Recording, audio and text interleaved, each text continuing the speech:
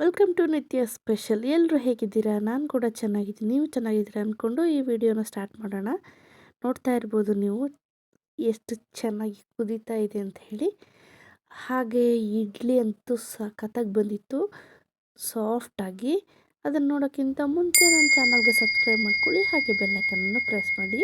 Please support ಮಾಡಿ. ನನ್ನ ಚಾನಲ್ಗೆ ಯಾರು ಸಬ್ಸ್ಕ್ರೈಬ್ ಆಗಿಲ್ವೋ ದಯವಿಟ್ಟು ಸಬ್ಸ್ಕ್ರೈಬ್ ಮಾಡ್ಕೊಳ್ಳಿ. ಫಸ್ಟಿಗೆ ಒಂದು ಕುಕ್ಕರ್ ಇಟ್ಕೊಂಡು ನೋಡಿ, ನಾನು 3 ಟೊಮೆಟೊ, 2 ಈರುಳ್ಳಿ, ಹಾಗೆ ಸ್ವಲ್ಪ ಕೊತ್ತಂಬರಿ ಸೊಪ್ಪು, ಸ್ವಲ್ಪ ಬೆಳ್ಳುಳ್ಳಿ ಬಿಡಿಸಿರೋಂಥದ್ದು, ಸ್ವಲ್ಪ ಕರ್ಬೇವಿನ ಸೊಪ್ಪು ಕೂಡ ತೊಗೊಂಡಿದ್ದೀನಿ. ಎಲ್ಲವನ್ನು ನಾನೀಗ ಒಟ್ಟಿಗೆ ಕುಕ್ಕರ್ಗೆ ಹಾಕ್ಕೊಳ್ತೀನಿ. ನೀವು ನೋಡ್ತಿರ್ಬೋದು. ಈ ಸಾಂಬಾರನ್ನ ಮಾಡಿ ನೋಡಿ, ಇಡ್ಲಿಗೆ ತುಂಬ ಚೆನ್ನಾಗಿರುತ್ತೆ. ಮತ್ತು ಏನಪ್ಪ ಅಂದರೆ ಇಡ್ಲಿಗೆ ಮಾಡಬೇಕು ಅಂತ ಏನಿಲ್ಲ, ಅದ್ರ ಜೊತೆಗೆ ಸ್ವಲ್ಪ ಜೀರಿಗೆನೂ ಕೂಡ ಹಾಕ್ಕೊಂಡು, ನಾನಿಲ್ಲಿ 1 ಕಪ್ಗಿಂತ ಸ್ವಲ್ಪ ಕಡಿಮೆ ಬೇಳೆನ ತೊಗೊಂಡಿದ್ದೀನಿ. ನಾನು ಸ್ವಲ್ಪ ಹೆಸರು ಬೇಳೆನೂ ತೊಗೊಂಡಿದ್ದೀನಿ. ಇದು ಆಪ್ಷನಲ್, ಬೇಕಂದರೆ ಹಾಕ್ಬೋದು, ಇಲ್ಲಾಂದರೆ ಬೇಡ. ನೋಡಿ, ಎರಡನ್ನೂ ಕೂಡ ನಾನು ತೊಳೆದು ಹಾಕ್ಕೊಳ್ತಿದ್ದೀನಿ. ಈ ರೆಸಿಪಿ ಮಾಡಿದ್ರೆ ಖಂಡಿತವಾಗ್ಲೂ ಎಲ್ರಿಗೂ ಇಷ್ಟ ಆಗುತ್ತೆ. ಸೊ ನಿಮಗೆ ರಿಲೇಟಿವ್ ಬಂದಾಗ ಮಾಡಿದ್ರೆ ಖಂಡಿತವಾಗ್ಲೂ ಅವರು ಹೇಗೆ ಮಾಡಿದ್ರಿ ಅಂತ ಖಂಡಿತವಾಗ್ಲೂ ಕೇಳ್ತಾರೆ. ತುಂಬ ಚೆನ್ನಾಗಿರುತ್ತೆ. ಖಂಡಿತ ಒಂದ್ಸಲ ಟ್ರೈ ಮಾಡಿ. ಹೇಗಿತ್ತು ಅಂತ ಕಮೆಂಟ್ ಹಾಕೋದನ್ನು ಮಾತ್ರ ಮರಿಬೇಡಿ. ಇದಕ್ಕೆ ನಾನೀಗ ಸ್ವಲ್ಪ ನೀರನ್ನ ಹಾಕ್ಕೊಂಡಿದ್ದೇನೆ, ಅದು ಮುಳುಗುವಷ್ಟು. ಸ್ವಲ್ಪ ಅರಿಶಿನ ಪುಡಿ ಕೂಡ ಹಾಕ್ಕೊಂಡು ನೀವೇ ನೋಡ್ತಿರ್ಬೋದು. ಇವಾಗ ಇದನ್ನ 2 ವಿಷಲ್ ಅಥವಾ 3 ವಿಷಲ್ ತೊಗೊಳ್ಳೋಣ. ನಾನು ಲಿಡ್ಡನ್ನು ಕ್ಲೋಸ್ ಮಾಡ್ತಿದ್ದೀನಿ. ನೋಡಿ, ಈಗ ಕಂಪ್ಲೀಟಾಗಿ ಆಗಿದೆ. ಎಷ್ಟು ಚೆನ್ನಾಗಿ ಟೊಮೆಟೊ ಎಲ್ಲ ಬೆಂದಿದೆ ಅಂತ ಹೇಳಿ ನೋಡ್ತಿರ್ಬೋದು. ಇವಾಗ ನಾನು ಒಂದು ತಟ್ಟೆಗೆ ಆ ಟೊಮೆಟೊ ಮತ್ತು ಈರುಳ್ಳಿ, ಬೆಳ್ಳುಳ್ಳಿ ಎಲ್ಲವನ್ನು ತಗೊಂಡು ಸ್ವಲ್ಪ ತಣ್ಣಗಾಗೋಕ್ಕೆ ಬಿಡೋಣ. ಇದೆಲ್ಲ ತಣ್ಣಗಾದ್ಮೇಲೆ ಏನು ಮಾಡಬೇಕು ಅಂತ ಹೇಳ್ತೀನಿ. ಈ ರೆಸಿಪಿನಂತೂ ಇಡ್ಲಿಗೂ ಮಾಡ್ಕೊಳ್ಬೋದು, ನೀವು ರೈಸಿಗೂ ಮಾಡಿದ್ರು ತುಂಬ ಚೆನ್ನಾಗಿರುತ್ತೆ. ಇದ್ರಲ್ಲಿ ಚಪಾತಿ ಕೂಡ ತಿಂದ್ರೂ ಅಷ್ಟೇ ಚೆನ್ನಾಗಿರುತ್ತೆ. ಯಾರು ಕೂಡ ಇದೊಂದು ಒಳ್ಳೆ ರೆಸಿಪಿ ಅಂತಲೇ ಹೇಳ್ತಾರೆ. ನೋಡ್ತಿರ್ಬೋದು. ಇದರಲ್ಲಿ ನಾನು ಸ್ವಲ್ಪ ಬೇಳೆನೂ ಕೂಡ ಇದಕ್ಕೆ ತೆಗೆದು ಇಟ್ಕೊಳ್ತೀನಿ. ಬೇಳೆನೂ ಸ್ವಲ್ಪ ರುಬ್ಬಿದ್ರೆ ಸಾಂಬಾರು ಇನ್ನೂ ತುಂಬಾ ಟೇಸ್ಟಿಯಾಗಿ ತುಂಬಾ ಚೆನ್ನಾಗಿ ಬರುತ್ತೆ. ಸೊ ಅದಕ್ಕೋಸ್ಕರ ನಾನೀಗ ಸ್ವಲ್ಪ ಬೇಳೆನೂ ಕೂಡ ಇದ್ರ ಜೊತೆಗೆ ರುಬ್ಬಕ್ಕೆ ತಗೊಳ್ತಾ ಇದ್ದೀನಿ. ಅದು ಸ್ವಲ್ಪ ತಣ್ಣಗಾಗಬೇಕು, ಆಮೇಲೆ ಅದನ್ನು ನಾವು ರುಬ್ಕೊಳ್ಳೋಣ. ನೆಕ್ಸ್ಟ್ ಇದಕ್ಕೆ ಏನೇನು ಹಾಕಬೇಕು ಅಂತ ನಾನು ನಿಮಗೆ ತೋರಿಸ್ಕೊಡ್ತೀನಿ. ನೀವು ನೋಡ್ತಿರ್ಬೋದು, ನಾನು ಖಾರದ ಪುಡಿ ಇವಾಗಲೇ ಹಾಕ್ಬೋದು ಬೇಕಂದರೆ, ಇಲ್ಲಾಂದರೆ ನಾನು ಆಮೇಲೆ ರುಬ್ಬಬೇಕಾದ್ರೆ ಹಾಕ್ಕೊಂಡ್ರೆ ಆಯಿತು. ನೋಡಿ, ನೀವೇ ನೋಡ್ತಿರ್ಬೋದು. ಇದು ತಣ್ಣಗಾಗಕ್ಕೆ ಇಟ್ಟಿದ್ದೀನಿ ನಾನು. ಇವಾಗ ಸ್ವಲ್ಪ ಬೇಳೆ ಎಲ್ಲ ತೆಗೆದಿಟ್ಕೊಂಡು ಬಿಸಿ ಬಿಸಿ ಇದೆ. ಸೊ ಅದಕ್ಕೋಸ್ಕರ ನಾನು ಇಲ್ಲಿ 1-2 ಟೇಬಲ್ ಸ್ಪೂನ್ ಅಷ್ಟೇ ತೆಂಗಿನಕಾಯಿ ತುರಿನ ಯೂಸ್ ಮಾಡ್ತಿದ್ದೀನಿ. ಹಸಿ ತೆಂಗಿನಕಾಯಿ ತುರಿ ಇದು. ಸೊ 2 ಟೇಬಲ್ ಸ್ಪೂನ್ ಅಷ್ಟು ಹಾಕಿದ್ರೆ ಸಾಕು, ಯಾಕಂದರೆ ಬೇಳೆನೂ ಕೂಡ ನಾವು ರುಬ್ಬಕ್ಕೆ ತಗೊಂಡಿರ್ತೀವಿ, ಅದರಿಂದ ಅಷ್ಟೇ ಹಾಕ್ಕೊಂಡ್ರೆ ಸಾಕು.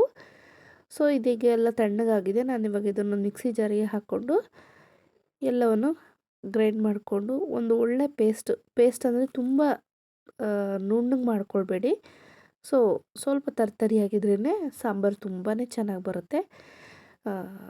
ಇವಾಗ ನೋಡಿ, ನಾನು ಇದಕ್ಕೆ ರೆಡ್ ಚಿಲ್ಲಿ ಪೌಡ್ರು ಮತ್ತು ಧನಿಯಾ ಎಲ್ಲ ಮಿಕ್ಸ್ ಆಗಿರೋಂಥದ್ದನ್ನು ಪೌಡ್ರನ್ನ ಹಾಕ್ಕೊಳ್ತಿದ್ದೀನಿ. ಬೇಳೆ ಸಾರು ಪೌಡ್ರ್ ನಾನು ಸಪ್ರೇಟಾಗಿ ಮಾಡ್ಕೊಳ್ತೀನಿ. ಸೊ ಇದನ್ನು ಹಾಕ್ಕೊಂಡು ನಾನು 2 ಸ್ಪೂನಷ್ಟು ಇದನ್ನು ಗ್ರೈಂಡ್ ಮಾಡಿ ನೋಡಿ ನಿಮಗೆ ತೋರಿಸ್ತಿದ್ದೀನಿ.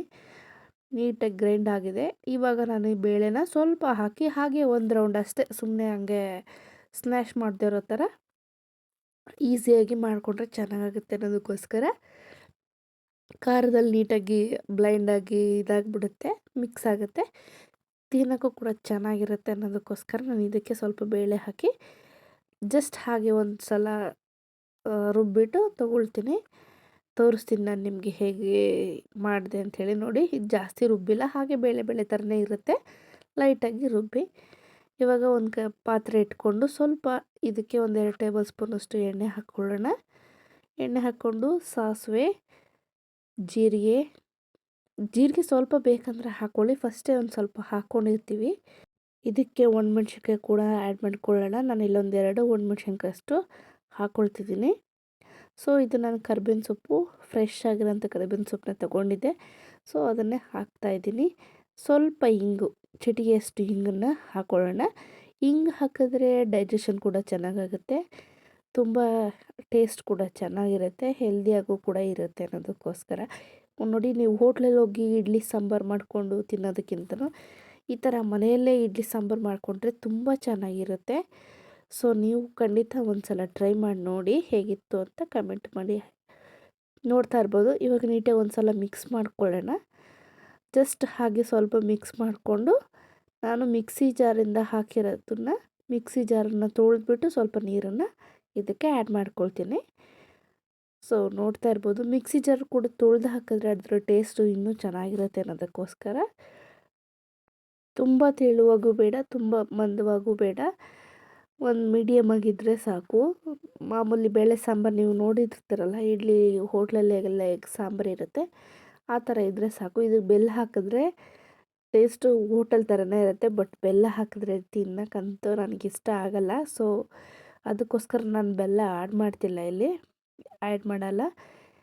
ಯಾಕಂದರೆ ನನಗೆ ನಮ್ಮಲ್ಲಿ ಯಾರೂ ಬೆಲ್ಲ ಹಾಕಿದ್ರೆ ತಿನ್ನೋದೇ ಇಲ್ಲ, ಸ್ವೀಟ್ ಇರುತ್ತೆ ಅನ್ನೋದಕ್ಕೋಸ್ಕರ. ನೋಡಿ, ನಾನು ಇಡ್ಲಿ ಕೂಡ ರೆಡಿ ಮಾಡ್ಕೊಂಡಿದ್ದೆ. ಇಡ್ಲಿ ಅಂತೂ ಸಖತ್ತಾಗಿ ಬಂದಿತ್ತು, ತುಂಬ ಸಾಫ್ಟಾಗಿ ಸಖತ್ ಸ್ಮೂತಾಗಿ ಬಂದಿತ್ತು, ಮಲ್ಲಿಗೆ ಇಡ್ಲಿ ಅನ್ನೋ ಥರ ಇತ್ತು. ನೀವೇ ನೋಡಿದ್ರಲ್ಲ ಇಡ್ಲಿ ಎಷ್ಟು ಸಾಫ್ಟಾಗಿತ್ತು ಅಂತ ಹೇಳಿ. ಇವಾಗ ನಾನು ಇದೊಂದು ಪ್ಲೇಟಿಗೆ ಸರ್ವ್ ಮಾಡಿಕೊಂಡು ಬೌಲಿಗೆ ನಾನು ಸಾಂಬಾರನ್ನ ಹಾಕ್ಕೊಳ್ತಿದ್ದೀನಿ. ತಿಂದ್ಬಿಟ್ಟು ನೀವು ಟೇಸ್ಟ್ ಹೇಗಿತ್ತು ಅಂತ ನನಗೆ ಒಂದು ಸಲ ಕಮೆಂಟ್ ಹಾಕಿ. ನನ್ನ ಚಾನಲ್ ಯಾರು ಸಬ್ಸ್ಕ್ರೈಬ್ ಮಾಡ್ಕೊಳ್ದೆ ನೋಡ್ತಿದ್ದೀರಾ, ದಯವಿಟ್ಟು ಸಬ್ಸ್ಕ್ರೈಬ್ ಮಾಡ್ಕೊಳ್ಳಿ. Thank you for watching.